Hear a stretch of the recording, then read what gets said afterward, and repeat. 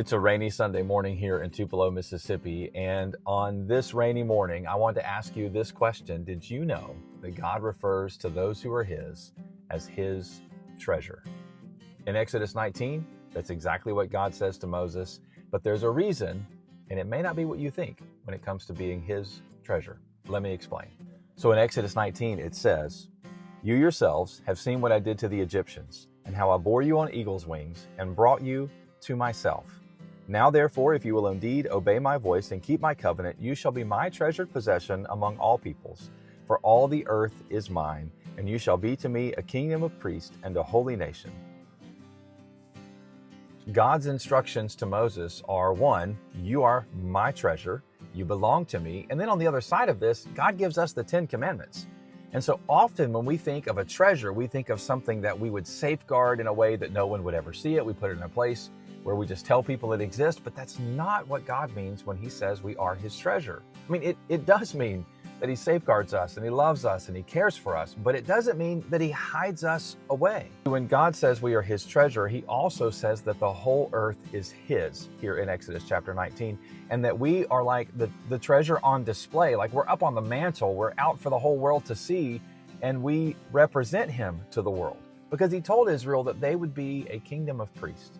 What that means is, in the same way that a priest would represent God to the people of Israel, Israel as His people would represent Him to all the other nations. So when He then gives them the 10 Commandments in Exodus chapter 20, He's giving them a missional mandate of sorts. Like there's a missionary sense to the 10 Commandments that we would then live according to His character and according to His ways, not so that we can separate ourselves relationally from the world, but so that as we are out in the world, we represent Him to them. And that's exactly what we see in the New Testament with Jesus, but in the fullest way possible. That Jesus, according to Hebrews, is the true and better high priest for us, who is God. Therefore, He has perfectly represented God to us. And then He turns around and tells us that we are to go into the world and represent Him to the world.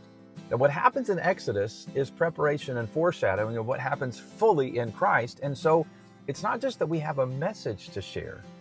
We have a mission to live out. We have the character and the grace and the mercy and the love of God to show to one another and to display to the world, because He has set us up on the mantle. Or as Jesus calls it, we're a city on a hill. We're a light, and we don't hide it and we don't keep it from the world. Instead, we are out in it and among the world in a way that demonstrates the character and the grace of God.